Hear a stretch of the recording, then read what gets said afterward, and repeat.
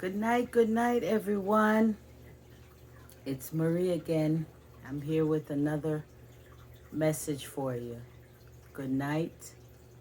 I know my eyes look sleepy, but I'm here. I want to say good night to all the nations of the four corners of the earth. Good night, America. Good night, Brazil. Good night, Africa. Good night to the Caribbean islands. Good night, Australia. Good night to everyone. Welcome.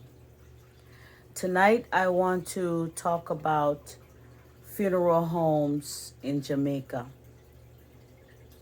How many funeral homes are there in Jamaica? And this was taken from The Gleaner. In Jamaica, this is a business that many people are coming into.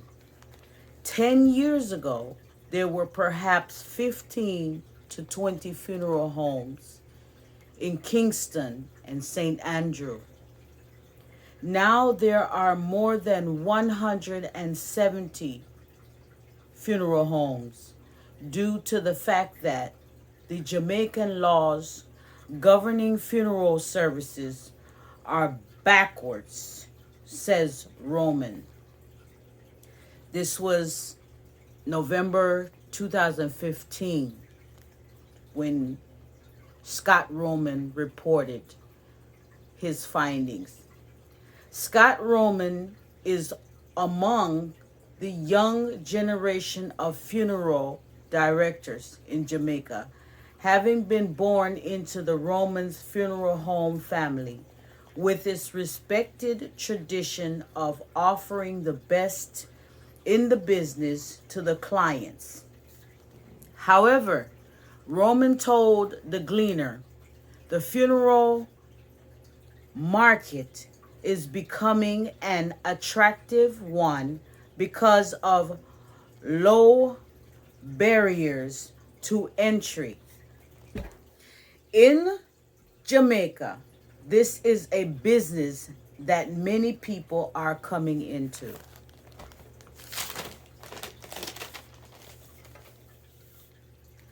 Everywhere else in the world, you can't operate a funeral home without going to school, getting a degree in funeral services, and obtaining a license.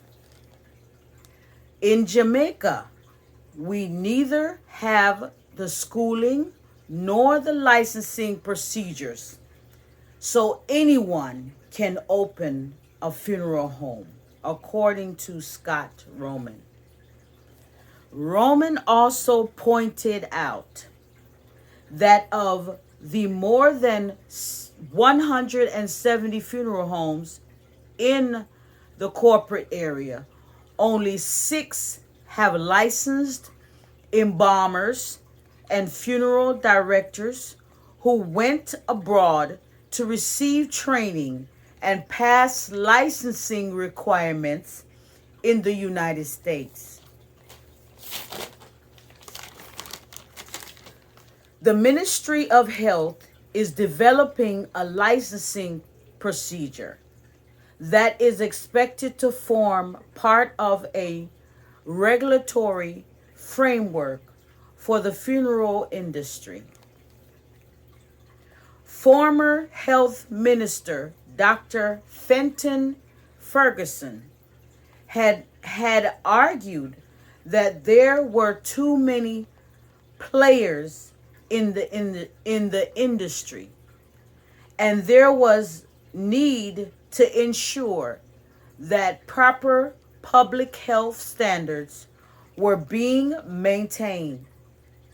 Roman went on to argue that legislation would act as a catalyst to improve the level of services in the funeral industry. Roman also said what he wants to see is the legislation passed where, in order to operate a funeral home, you need to have proper training and certification, because when you are dealing with funeral services, it's not something that anybody can do. You are dealing with human remains. So the proper care and handling of the human remains is of utmost importance. Aside from having the prettiest hearse or casket, anybody can do that. It's a simple product that the service itself, when you talk about embalming, preparation, and caring for the remains, you need to have proper certification to take care of that part. Roman went on to explain that training and certification can also serve as a way to introduce psychology and counseling for the bereaved as valued added service.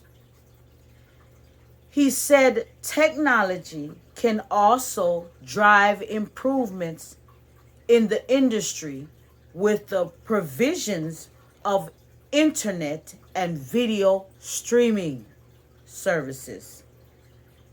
Mr. Calvin Lynn, president of the Jamaica Association of Embalmers and Funeral Directors, said the average cost of a funeral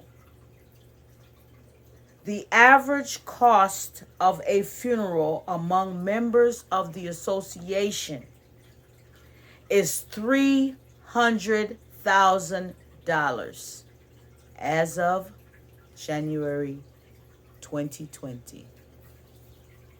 My question is, why are there so many funeral homes in Jamaica all of a sudden?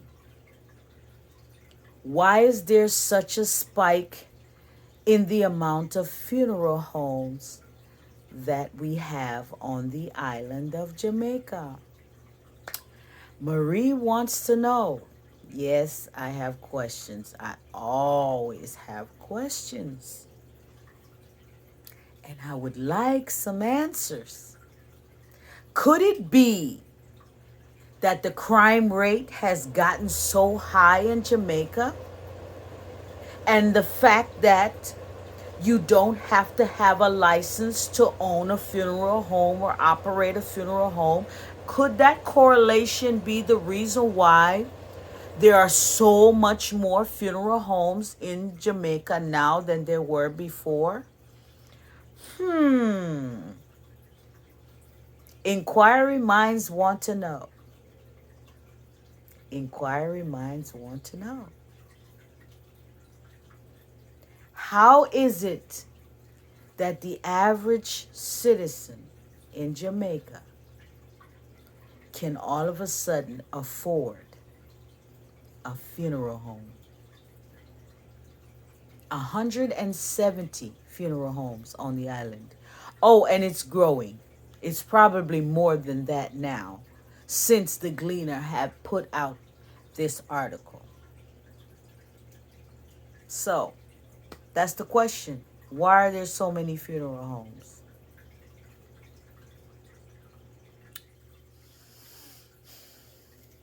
I did my research. These are not my words. This is not my opinion. These are statistics, facts that I'm bringing to you from professionals who are on the ground, who are dealing with this on an everyday basis. I'm taking the information from the Gleaner. And at the end of my video, I usually give my opinion or I ask some questions because I would like some answers. When I read the article, certain questions pop out at me. And so at the end of each article that I share with you on the video, yes, I have certain questions. And one of the questions that I have is, why are there so many funeral homes all of a sudden popping up all over the island? Why is it that there's no laws and no schools for training, for certification to operate and to run these funeral homes? And is there a correlation between the high rate of crime on the island and the need for more funeral homes? Yes, these are my questions. And I would like some answers. So, until next time, have a good night, everybody.